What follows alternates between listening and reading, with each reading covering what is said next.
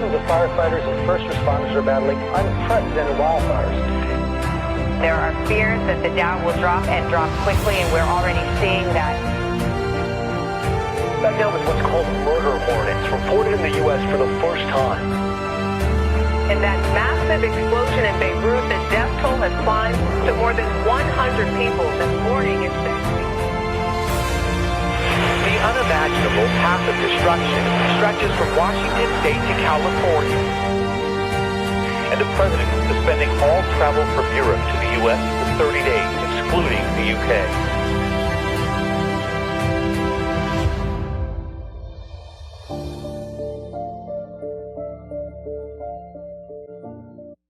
Well, here we go. In a new series that is going to take us through a book in the New Testament, the last book in the Bible. It's a book called Revelation. And each week we're going to try to answer a question that is around this topic that became a hot button sort of thing during a pandemic, and now there seems like every day there's a new war and there's a new form of natural disaster and everything, and it leads people in the direction of asking what I think is a fair question. Are we living in the last days? When is the world going to end? And so we're going to look at a number of those questions over the next number of weeks to give you an idea of where we're going with that. There are some of the questions, and each week a chapter out of the book of Revelation is going to seek to answer those kind of questions. And I want to begin maybe with this sort of idea. Where do we go with all of this? And how do we understand it? I don't know if you were around in the 1990s. I was.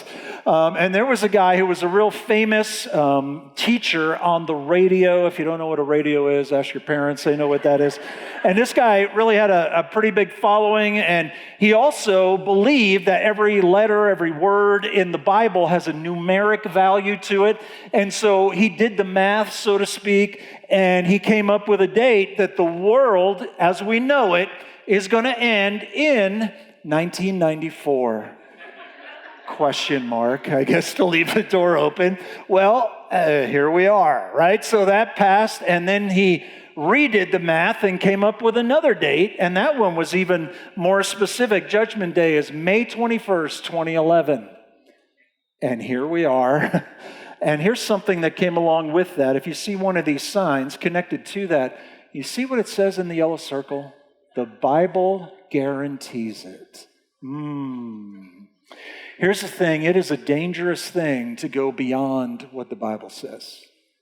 Now, there are some things that God has revealed to us, and I'll be honest, there's some interesting, even crazy stuff in the book of Revelation. But if you're here to get a date and a time and stuff like that, you're not going to get it for a reason that we'll see a little bit later that Jesus made that call. And here's the thing, over the next couple of weeks and as we walk all through this, here's what I hope and pray, because there's just this anxiety in our day. The reason that we even have what we have from God in this revelation is so that we would not freak out. And please, please, please, let's not get weird, okay?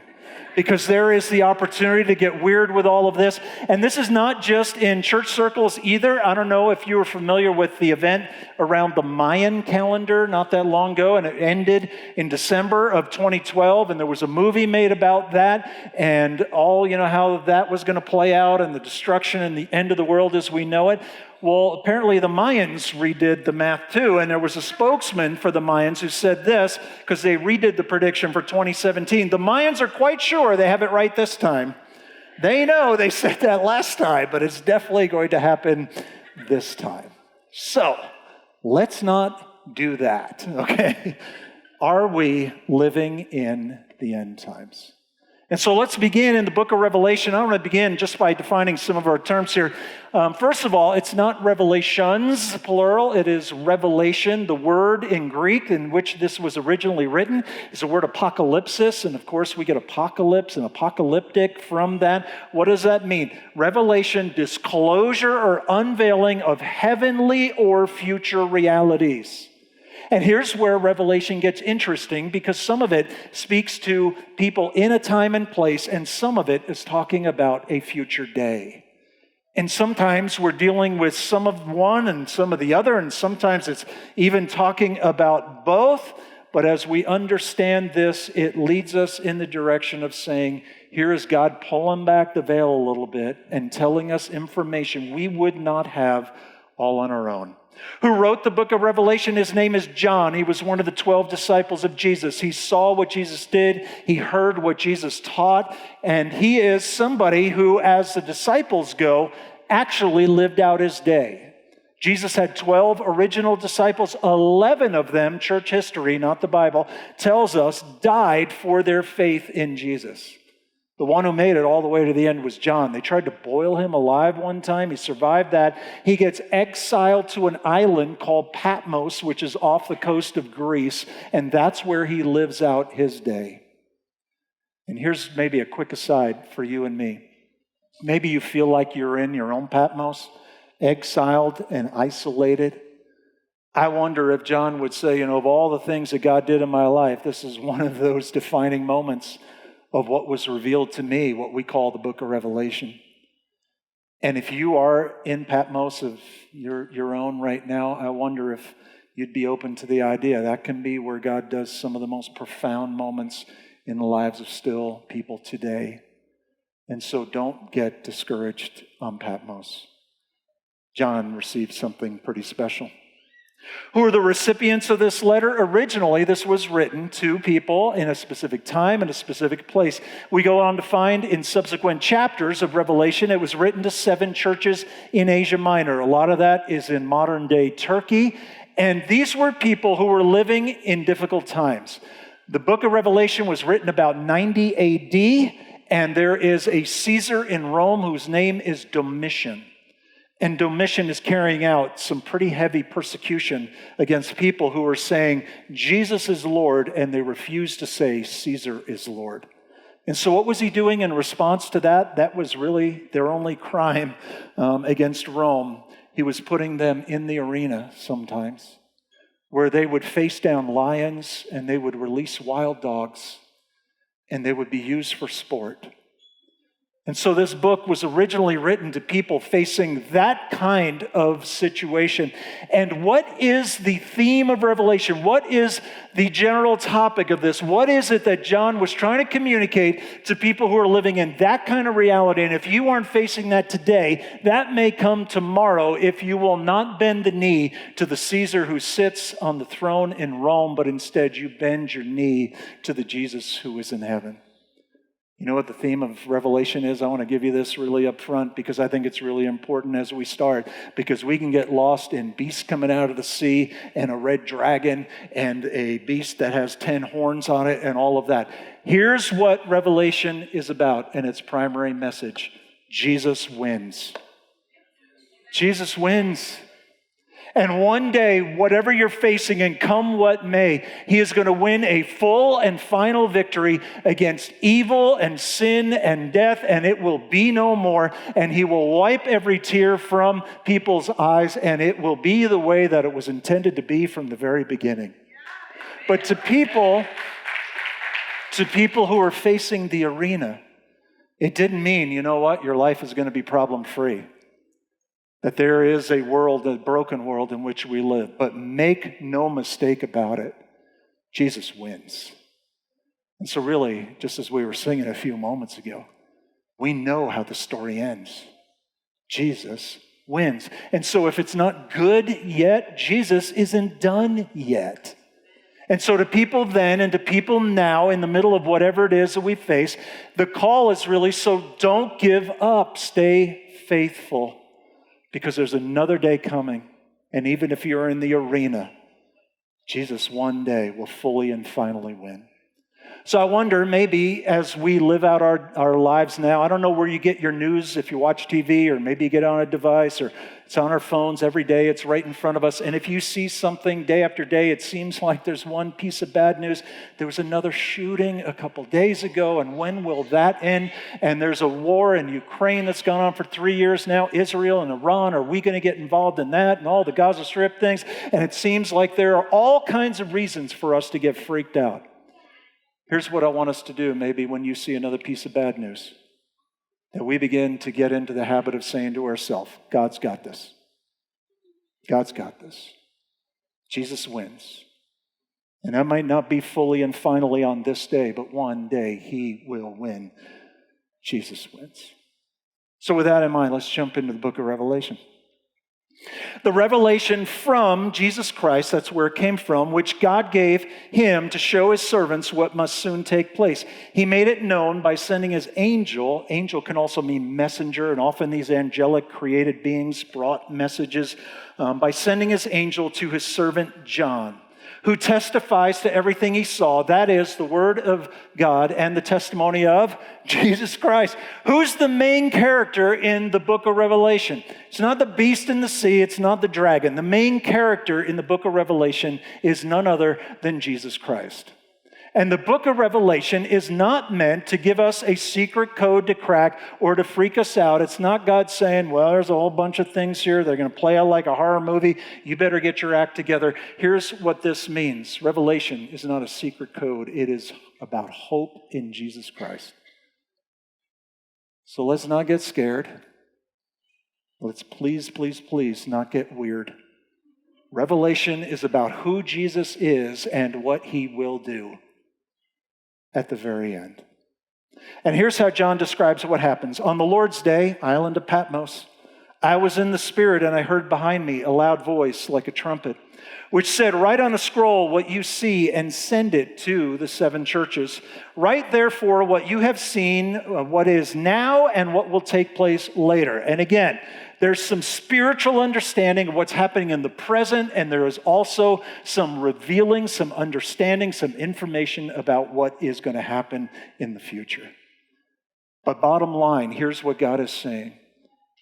If you belong to him and you know what he has revealed to you, you know the end of the story. You know how it ends. And maybe that can settle us a little bit in the middle of some of the struggles that we face. Let me see if I can picture it for you this way. I don't know how many of you are familiar with the Bourne movies, Jason Bourne, and Matt Damon played Jason Bourne. He wakes up, he's all confused about who he is, and there are people chasing him and trying to kill him and all of that. And Sally and I, we did not watch these as they came out, so it was a little bit later. And I'm watching the first one, and I can remember there's this one scene, it's really well done, where he's in a farmhouse out in the country. And unbeknownst to Jason Bourne, there is an assassin up on a place outside on a ridge, and he's got a high-powered rifle and a scope that's trained right on the door. And Matt Damon doesn't know any of this is happening. And he's walking around that house, and he's walking toward the front door. And there's this moment you kind of lean forward a little bit. Don't go to the front door. There's an assassin on the hill. And then this thought hits me. There's a sequel.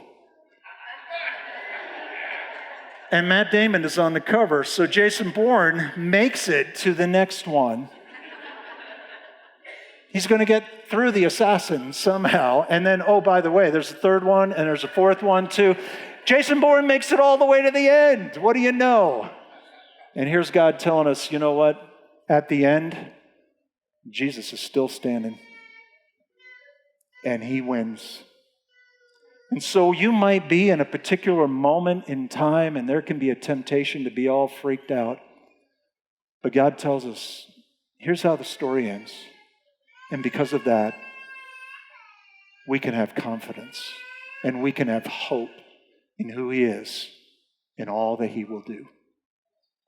And then he goes on, and John says this, blessed is the one who reads aloud the words of this prophecy, and blessed are those who hear it and take to heart what is written in it, because the time is near. This is the only book in all the Bible that says you're blessed if you read it, and you're blessed if you hear it, and I think the implication is you're also blessed if you actually live it. You're blessed. And so what does that mean? God reveals things to us not to stress us, but to strengthen us. God is not trying to freak us out. He's trying to fortify us through and through. And that's why he reveals things. The Apostle Paul basically told us the same thing. There's a book in the New Testament called 1 Thessalonians, and there were some people who had asked the question, hey, we heard about Jesus, we put our hope and trust in him, and that's been great, but some people have died since then. We think Jesus is coming back anytime, any day in our lifetime. So what happens to the people who have died? Because if we're here and we're alive, we'll see him, we'll be with him, but what about the people who have died? And then Paul speaks and says, here's how all that's going to play out. He's going to raise the dead and the people who are alive at that time, and we will all be together with him. So he reveals this thing, and then he sums it up with these words. Therefore, encourage one another with these words. What is the purpose of revelation? To encourage, to strengthen, to fortify, not to freak us out, to fortify us through and through. But did you notice the phrase at the end? The time is near. What does it mean that the time is near and all these things that are going to happen? You know what that phrase, the time is near, means? It means the time is near. That's what it means. And we say, well, wait a minute. Didn't you say this was written in about 90 AD? Here we are 2,000 years later. How is that near? Because near means soon, right? But here's what we need to understand, especially about the God of the Bible.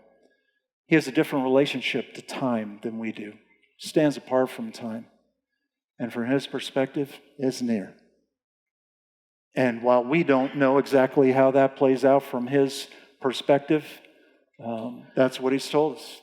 Live as if the time is near. But then, there's that question, and that's what people want to know. Are we living in the end times? If the time is near, are these, the last days? I think it depends a little bit, how we understand that. Here's where the Bible talks about the last days. Hebrews chapter 1. In the past, God spoke to our ancestors through the prophets at many times and in various ways. But in these last days, he has spoken to us by his Son, whom he appointed heir of all things, and through whom also he made the universe, by the way. And what that says and what theologians really believe is the last days began when Jesus ascended to heaven, and they will conclude when he comes back. And we go, well, that's a really long span of time. And so if we're in the last days with this definition, what we really want to know is a question that gets, a little bit more specific. When will the world end? When is, the world as we know it going to be different forever and ever? And I can give you a real specific and real biblical answer to that question. When will the world end? I don't know. Now that sounds like a cop-out, but I really think that's a biblical answer. Here's why. Here's Jesus speaking in Matthew chapter 24. But about that day, he's talking about the day of his return, or hour, no one knows. So every time somebody sets a date, you can be pretty sure it's not going to be that day. Because Jesus says no one knows. I'll go a step further and say anybody who sets a date, it's a good chance that's a false teacher. Because they're going directly against something that Jesus said that's about as clear as you can get. No one knows. Not even the angels in heaven nor the Son, but only the Father. Now, theologians believe Jesus was limited in his understanding here on earth because he was not only God in the flesh, the eternal God, the Son, but he took humanity on himself, and that created, some limitations in his understanding. But now that he's in heaven, he knows. And whether he knows or not, I'm inclined to believe he does. But here's what we know. We don't know. And Jesus says no one knows. But then we might ask the question, well, what do we know? Well, in the next verse, after the one we just read, he says this, as it was in the days of Noah, so it will be at the coming of the Son of Man when Jesus returns. Well, what does that mean in the days of Noah? Maybe you're familiar with that story. It's way back in the book of Genesis. And God reveals to Noah that he's going to bring judgment on the earth. The earth is like 99.9% evil, and God is going to bring judgment. And Noah is told about that, and he and his family have the opportunity to build a boat and be safe in that coming flood. That is God's judgment. And so Noah begins to build an ark. And do you know how long it was from the time that Noah heard there was coming judgment? And it actually came 120 years. Imagine being Noah's neighbor. And he's got a boat going up in his driveway, right? And I wonder if it was kind of like summer in Utah where it had no water at all. It's just dry. Nice boat, Noah. And I think the implication of all of this is, yeah, there can be an elapse of some time, but for a lot of the world, it's just going to be a day after a day after a day, and there can be a long period of time. But you know what eventually happened? The flood came. So here we are 2,000 years later, hearing about the last days, and you know what? One day is coming back, the coming of the Son of Man. What is this a call for us to do? How do we respond to that? Get ready for Jesus' return in the future. And so often in the Bible, when it talks about the second coming and the end of times, it is not so much about setting dates and times and cracking codes. It is about every person getting themselves ready, that if it were here and now, that we would be ready for that. That we're not on the date and time committee, we're on the welcoming committee. And so Jesus gives us a few more signs after this, too, in this same chapter of Matthew chapter 24. He says it's going to come like a thief in the night. And I think the picture of that is that it's going to be unexpected. I don't know if you've ever been robbed. Could you imagine a thief, targeting your home and giving you a call? Hey, I'm going to stop by about 2:30 in the morning. Does that work for you guys? And I'm going to steal some stuff out of your house and hope that works for you, but that's kind of my schedule. Thieves don't do that, right? They come unexpectedly. And Jesus is trying to help us to understand it's going to be unexpected, so be ready. But then he also gives some other signs. He says there will be wars and rumors of war. Is that true in our day? Sure it is. But in all fairness, think if you were alive during World War I and II times and thinking, oh my goodness, we've never seen war on a scale like this. And it talks about also one of the signs will be an increase in natural disasters. And if you think, do we just hear about that more in our day, or are there more? And there are people who have looked at that over the last 2 decades and have said that natural disasters have increased by 40%. He also gives a sign that around the time of his coming that people would turn away from him and from truth. And there's an interesting phrase at the end of that. He calls them lovers of pleasure. But God, why are you not more specific? Why wouldn't you tell us, if you know the day of your choosing, why wouldn't you tell us on such and such a day, here's how it's all going to wrap up so that on that day, we could have, all things set? And I wonder if it's for this reason. Years ago, when my kids were still small, my wife went on a trip to go visit some family. It didn't happen a lot during those days. She was around, but she was gone for a trip for about a week. We lived and survived on pizza for about a week and all of that. And, the house was not looking great. Well, then she gives me the flight schedule of when she's coming back and when she's going to land. I had the date and the time of the second coming of Mom's return to the house. And so at basically the last minute or just enough time, there was kind of an announcement that went out in the house from me. All right, now hear this. Everybody started cleaning because the second coming is about to happen here and we need to be ready. And I wonder if we had a date on the calendar, we'd be more interested in Xing days off of that calendar, or maybe leveraging that in weird and scary ways to people who matter so much to God, rather than looking at ourselves so that we could be ready for his return. God, why would you give the opportunity for every generation since Jesus has been here to really wonder, is this the generation? Jesus said, nobody knows. But here's what we do know. We're all called to get ready for his return in the future. And then John is going to give us a vision of Jesus that he saw that day. And I think that also helps us to understand something really important about the end of days.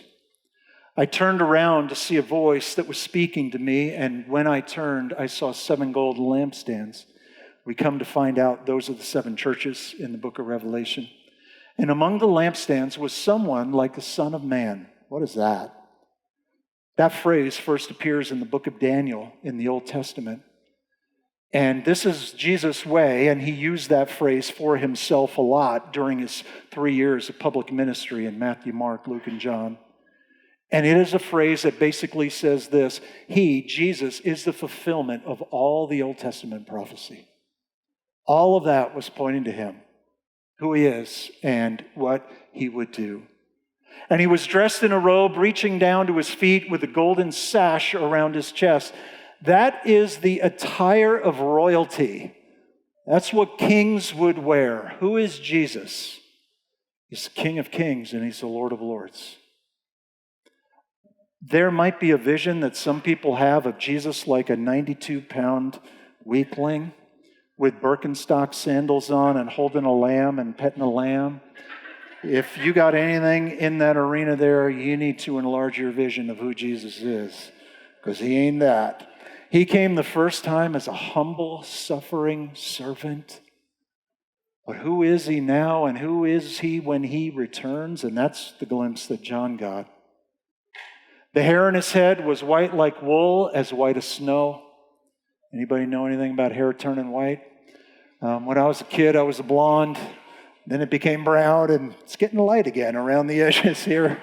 And so it goes. But this is an image. Now picture for a minute, John is seeing something that nobody else has seen.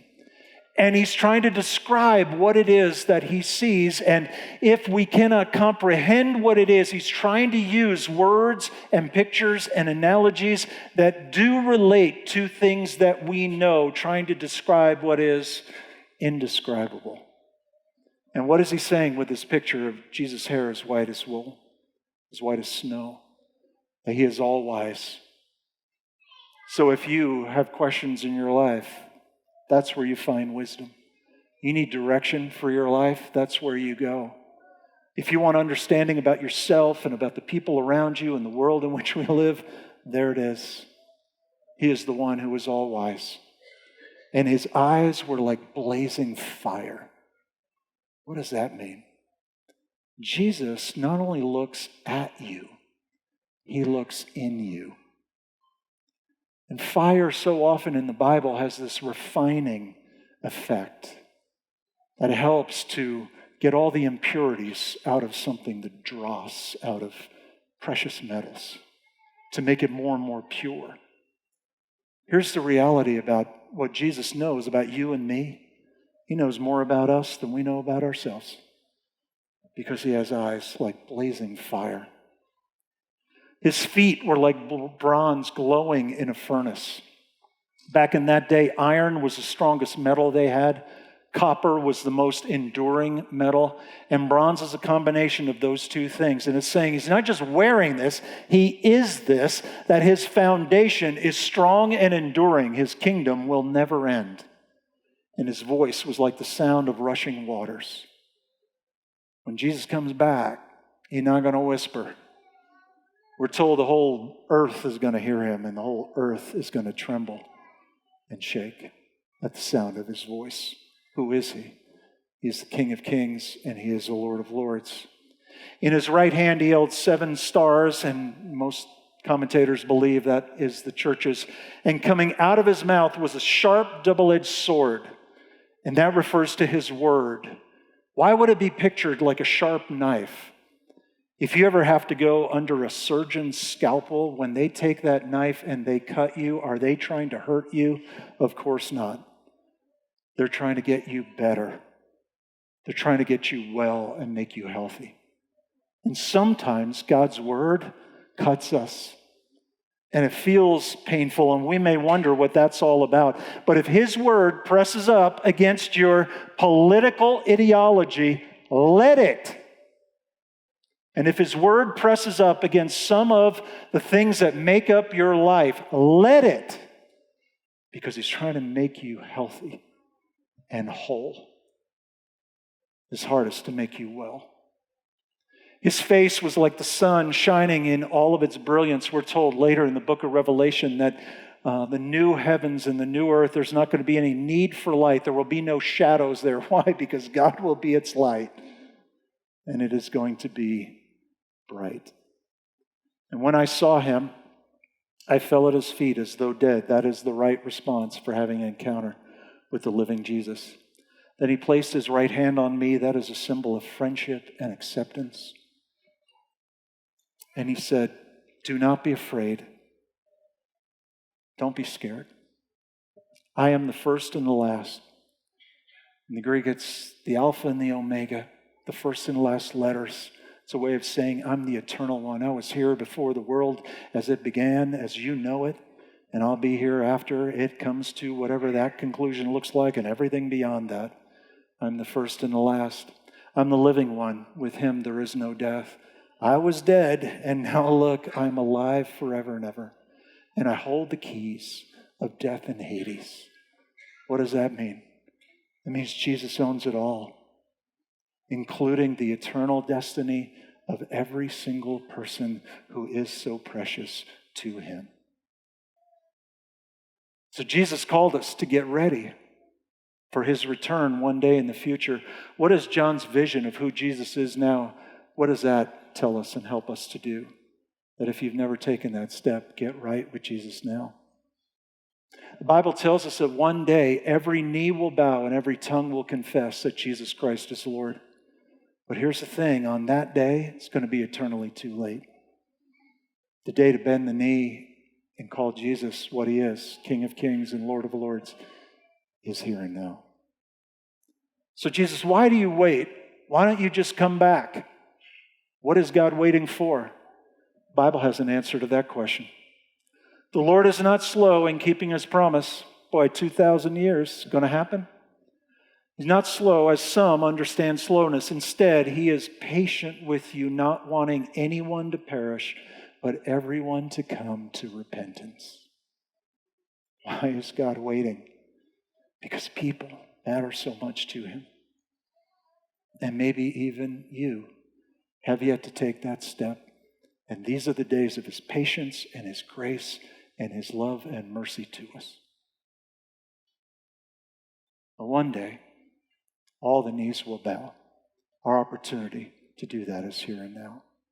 This is also reason why a church like this thinks about and cares about people who are not yet here. Why? Because they matter to God. And it's the target of his patience in our day, is people have yet to take a step of faith and trust. So what do we know about Revelation? Well, Jesus wins. We know the end of the story. And we're called to be ready for his return in the future. And if we have not done so, to get it right with him now. Would you bow your heads together with me? And just before I pray, I wonder if we can maybe just have a moment to do a little bit of business with God. As we talk about getting ready, could there be something in our lives that needs to go? Or something that needs to come into our lives to help us get ready? And if we've never taken that step of faith and trust, is now the time to bend the knee and to say, Jesus is Lord. He's over it all. He owns it all. And he holds the keys to my life, my heart, my destiny. And I want to put it in the hands of the one who has come to my rescue.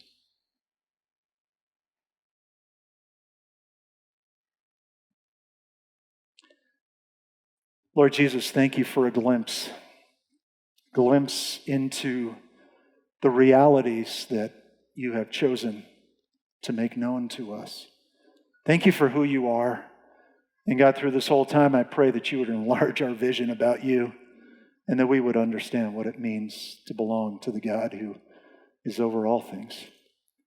And God, as we seek to understand what all this means, would you day by day help us to be more and more ready as we live with anticipation, expectation, but God, also a deep confidence and a deep hope in you that come what may, you win. You win. And because we can belong to you, we win as well, but it's your victory. And we'll get to celebrate it for all of eternity. Lead us in the direction, God, that just allows us to experience more of you here and now. And God, we'll just celebrate your goodness to us each step of the way. Lead us in that direction, God, for your name's sake. So we ask and pray all of this in Jesus' name. Amen.